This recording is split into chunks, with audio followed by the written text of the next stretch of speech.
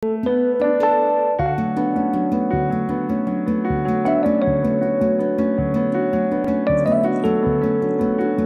хэдүүлээ энэ X мета биржээс их койн яаж их койны wallet руу шилжүүлэх вэ гэж бичлэг оруулаад өгье. За би энэ их койныг wallet туулсан гэж мэдсэнгүү. Тэгээд ганц нэг хүмүүс бичсэн. Та нэг энэ талаар яриад өгөөч гэх. Тэгэхээр их койн маань өөрийн гэсэн walletтай болцсон юм байна. За X meta болохоор би ирж тийм ээ та нар мэдчихэв. Тэгээд X meta дээрээс их койны wallet руу их койно явуулаад тэгээд тэндээ стейк хийж болох юм байна. За тэгэхээр X meta биржийн тухайн би уг нь бол ийм бичлэгнүүд зөндөө хийсэн. Бүртгүүлэх тухай, баталгаажуулах тийм ээ их койноор орлого хийх гэдэг ингээд coin hub-аас энэ трейдээс яаж оруулах вэ гэх. Тэгээд их койноос яаж гаргах вэ гэсэн бичлэг хийгээг өргөцсөн. Би одоо хүмүүсийг өөрсдөө мэдчих байх гэж бодод. Тэгсэн чинь бас шинэ хүмүүс маань яаж гаргахаа мэдэхгүй байгаа юм байна. Тийм болохоор энэ бичлэгийг би хийгээд өгье. За энэ wallet юм бэ. Тэгтээ би энэ wallet-ийг би хүний хэрэглэж байгаа. Яагаад гэвэл энэ юун дээр App Store буюу тийм юун дээр юу гэж хэлдэг вэ? iPhone дээр суулгаж болох юм байна уу мартчихлаа. За би Android-тэй учраас iPhone дээр би суулгаж чадахгүй. Гэхдээ яг хөө энэ дээр ингээд би хэлээд тайлбарлаад өгье.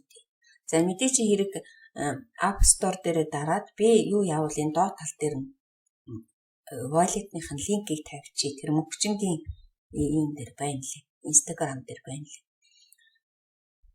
За тэгээд энэ руугаа татаад орчин. За мэдээж хэрэг татаад орчоод өөрсдөө мэйл хаягаа бичээ тийм ээ. Гэхдээ энэ wallet гэдгийг битгий мартаараа. Wallet гэдэг нь бидний мөнгөө койно хадгалдаг төр хүч тийм ээ.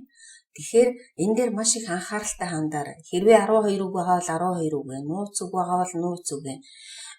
Юу вэ? Бүхэл ерөөсө хамгаалтай бол бүгдийг тэмдэглэж бичиж аваарай. Тэгэхгүй бол манайхан чинь wallet татчихал уцаа хайчдаг, эсвэл уцаа сольждаг. Тэгэл нөгөө wallet руугаа эргэж орж чадахгүй. Ингээд би дахин анхааруулад байгаа шүү. Ягаад гэвэл wallet гэдэг маань бидний койно хадгалдаг төр хүч. Нэг хэсэндээ мөнгө хайчичаа, төрөвчдөг мөнгө хайчиж байгаатай яг адилхан болчихно. Тийм болохоор анханасаа утсан дээр татаад тэнд нь ямар хамгаалт байна, ямар имэйл бичсэн, ямар нууц үг бичсэн бүгдийг бүр тэмдэглэлийн дэвтэр дээр их койны wallet-ийн мэйл хаяг, их койн wallet-ийн нууц үг, их койн wallet хэрэг 12 үг байгаа бол 12 үг гэд ингээд бүр нарийн сайн бичиж аваарай. За ингээд татаад оронгууд чинь энэ дээд тал дээр хаяг байж гин тийм үү? Тэгээд энэ дээр одоо хараарай. Send гэхээр энэ wallet-наасаа бид нэр койно гаргана гэсэн. Receive гэхээр би энэ wallet руугаа мөнгөө оруулж ирнэ гэсэн. Койно оруулж ирнэ гэсэн. Staking гэхээр нөгөө staking хийдэг. За энд одоо тэгэхээр бид нэр X метагаас их койно энэ wallet руугаа татахын тулд бид нар юун дээр нь дарах нь receive гэдэг дээр дараад тэнд хуулж авах гэд гараад ирнэ. Хуулаад авчихна. За хуулаад авчлаа. Одоо цаашаа. Одоо ингээд их койноны би энэ дээр нэг бичлэг хийхдээ их койн руу нөгөө нэг юу хийхэд их койныг энэ рүү яаж оруулахыг хэлээд өгсөн байгаа тийм ээ. Тэгэхээр заавал эндээс их койно гарах гэж байгаа юм биш. Энд дээр арилжаа хийгээд байж болно. Эндээс их койно энэ дээрээ хадгалаад байж болно. Зөвхөн зарим хүмүүс энэ X метагаас их койн худалдаж авчаад юм уу эсвэл энэ дээр байгаагаа тэр wallet руугаа оруулж стейк хийх гэж байгаа юм байна. Тэгэхээр энэ дээр сайн анхаараарай. Тэрнээс биш би энэ дээрс их койноо бүгдийг ав гэж байгаа юм биш шүү. За ингээд хитвч рүү орох. Энд үлдэгдэл гээд. За хитвчэн дээр дарангууд энд монголоор байж гин тийм үү? Орлого, зарлага, шилжүүлэх гэд ингээд бүгдөө байж. Тэгэхээр би эндээс одоо юу хийх гэж байгаа юмလဲ? Зарлага гаргах гэж байгаа. Тэгэхээр би болохоор зарлага дээр даа. За ингээд зарлага дээр дарлаа. Ингээд зарлагдаад дарангууд одоо энэ хуудас гараад ирнэ тийм үү? Ингээ гараад. За энэ дээр эндээс бид нэр юу гаргах гэж байгаа гэхэл хэрвээ биткойн гаргах гэж бол энэ үеж юм тийм ээ. Тэгээд энэ дээр ингээд дарангууд ямар койн эндээс гаргах чаа чинь гараад ирнэ. За бид нар болохоор их койн гаргах чаа. За их койн чи хаана? Энийтэй андуураад идэв шүү хүмүүс. Энэ хамгийн ихнийхтэй андуураад идэв. Энэ бол биш шүү. Би үрдлийнхэндээ ч энэ юм багтаа гэж бодсон. За одоо ингээд доошоо яваад их койноо би олгоё. За энэ гарч байна. Үгүй шүү дээ. За ингээд тарлаа.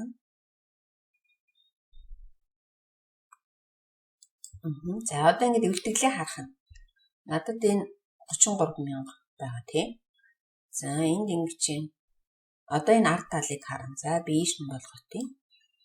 За их койн хүлэн аврагчин хаяг гэж байна. Тэгэхээр нөгөө төрүүчийнхаа юунаас нөгөө төрүүчин дээрээсээ авсан, эндээс авсан, нэрээсээ гээд дарсан их койн гэж яагаад тэгээ эрээсээ гээд дарсан энэ хаяг аавна. Эсвэл зарим DeFi юунууд wallet-нууд нэг л хаягаар орчдөг тал байдаг шүү. Хаяг болгон өөр байхгүйгээр нэг хаягаар ордог. Тэгэхээр энийг бас өөрөөсөө анхаарал. Тэгэхээр их койн дээр дараад эрээсээ дараад хуулах гэж чинь тийм ээ. Тэрийг авлаа. Энэ дээр тавих нь. За тэгээд энэ дээр одоо хэдий гэн. За 33 цэг 021 гэдэг ингээд бичгэн. За одоо энэ дээр зарлагын доод өвн 1000-аас доошоо гаргах нь шүү дээ тийм. Тэгэхээр чинь ингээд тоогоо биччих юм. За ичи. Ингээд ичгээр яаж харагддаг юм бэ? Ингээд биччих юм байгаа. За тэгээд хэрвээ 1000-аас доош болов болохгүй нь шүү дээ. Ингээд гүйлгээний хураамж гэж юм тийм үү? 550 гүйлгээний хураамж гэхээр 550-ыг би юунд өгнө? Шимтгэлд нь өгнө. Ингээд миний хүлээж авах тоол энэ ээж. За боломжит үлдэгдлээсээ бага оруулна гинэ. Боломжит үлдэгдлэхээр чи миний нөгөө шимтгэлээ хасчээ тавих юм байна шүү. За энэ дээр бас зарим нь ингэдэй. Зарим би ирж болохтой зэрэг бичээд тэрнээс маань шимтгэлийг шууд хасаад авчдаг юм. Зарим нь болохоор өөрөө шимтгэлээ тооцчихж тэрнээсээ доош нь болгоод тавьдаг. Тэгэхээр энэ дээр болохоор 32,500 550 400 гэдэг юм уу тий тэгэд тавих нь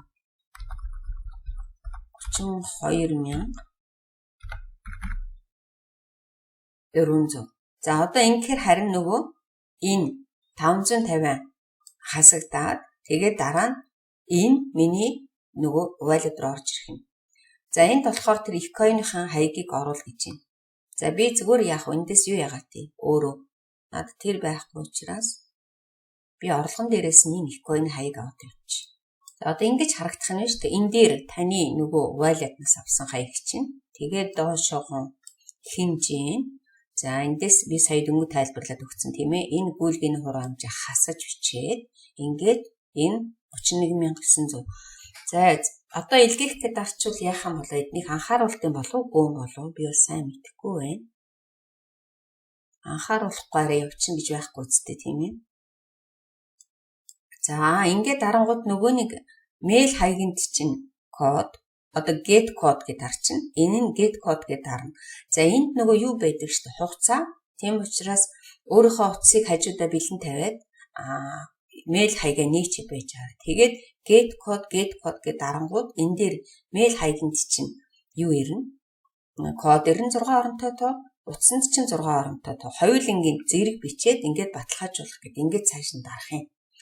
За надад болохтой зэрэг мэдээж хэрэг явуулах шаардлага байхгүй учраас би энийг цуцлалаа. За ингээд энд юу юм байхгүй юм бэ шүү. Ямар нэгэн сүлжээ, мүлжээ, элдв хангай юм тааруулах шаардлага байхгүй юм бэ. Тийм болохоор энэ дэр сандраад юу яагаад байх юм байхгүй. Ямар хаягаар явуулах юм бол ямар юу гэдэг лээ, ямар юу сонгох уу гэд. Сүлжээ сонгох уу гэд. Сандраад байх юм байхгүй. За би жишээлбэл өөр койн дээр хараа тий. Энэ нэг мөсөн одоо жишээлбэл энэ дээрээс XRP явуулъя гэвэл ингээд арчлаа тийм ээ. За тэгэх юм бол энд ингээд сүлжээ сонгох гэд байж. За Ripple болохдоо зэрэг өөрийнхөө сүлжээтэй Ripple гэл ингээл энэ дээр нь дараад явчихна. Энэ доошоо энэ юмнууд ерөөсөө хэрэггүй. За энэ дээр одоо би танарт сайн тайлбарлаад өгье. Хэрвээ Ethereum сүлжээгээр явуулах юм бол ер нь айгүй шимтгэл өндөр байдаг. Аль болохоор энэ BNB Spare Chain-ээр явуулаарай.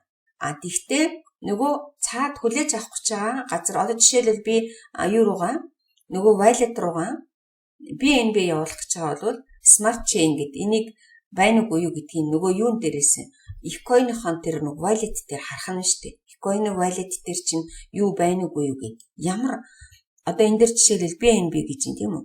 Тэгэхээр энэ BNB дээр эхэлж дараад ямар сүлжээ байна уу? Угаасаа цаана бичсэн маа. Бид нар тийм сүлжээ дэмжинэ гэдэг. За Ripple юм уу Bitcoin энэ дээр сүлжээ тааруулна гэсэн юм байдгүй. Bitcoin дээр Litecoin ч юм уу ийм өөрийн гэсэн сүлжээтэй гэдэг. Tron ч юм уу өөрийн гэсэн сүлжээтэй. За жишээл энэ дээр би Tron гэж бичээд харууллаа.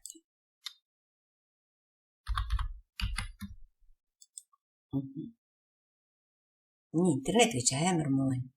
Энэ харж байгаач Tron гэдэг ингээд өөрийн гэсэн аюутай сүлжээтэй. За одоо тэгвэл хэдүүлээ BNB гэж бичээд үзье.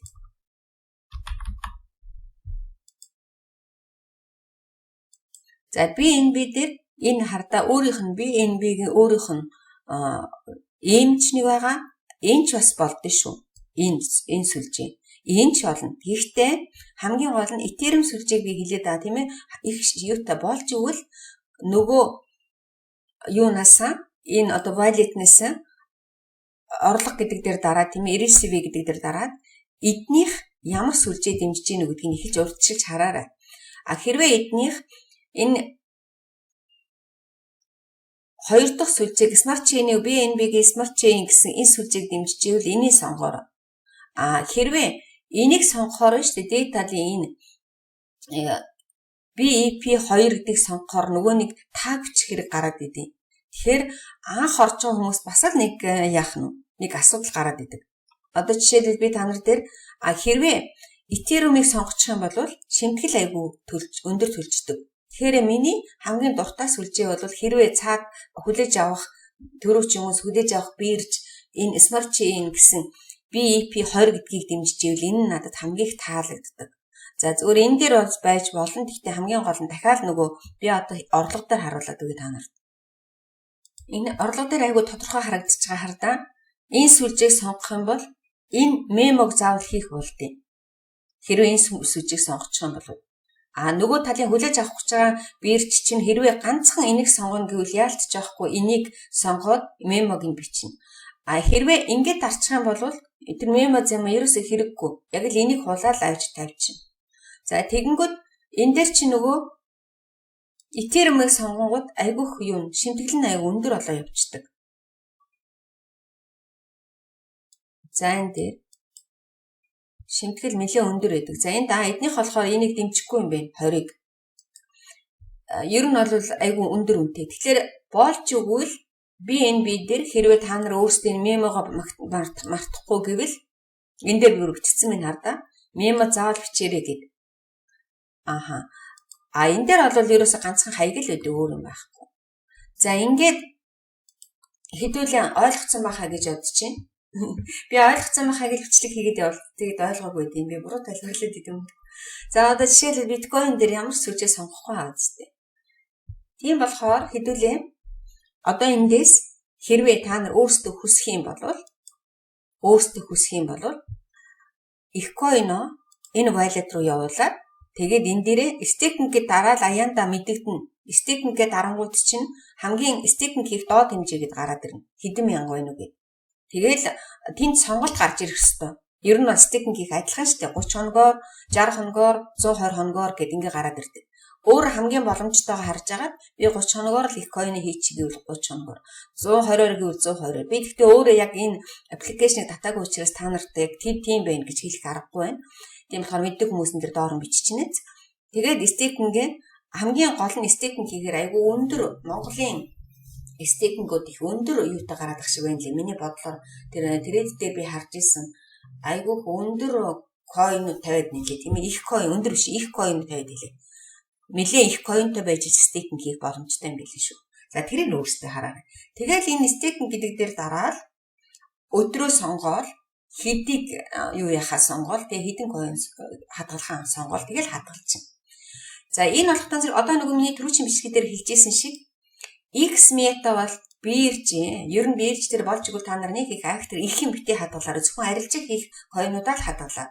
За арилжаа хийгээ ашиг гаргасан бол ашгаа дандаа wallet руугаа татчихаарай. Нэг өсөндөө wallet дээрээ та өөрөө хадгална гэсэн үг. Тийм ээ? Та арилжаа хийлээ. Одоо нэг өсөндөө ямар нэгэн юм зарлаа, ашиг гаргалаа. Тэр ашигынхаа мөнгийг банкндаа хийчихэл гэсэн үг байхгүй яг тэрнтэй ч адилхан.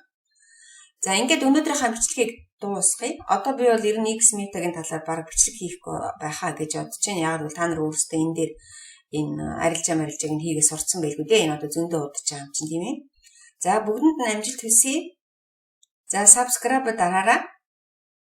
Comment like хийрээ. Энэ надад их хэрэг болдсон шүү. Яг л YouTube сууг ажиллаж байгаа хүмүүс энэ дагаж өгөх, comment бичих, like даах их ашигтай байдаг.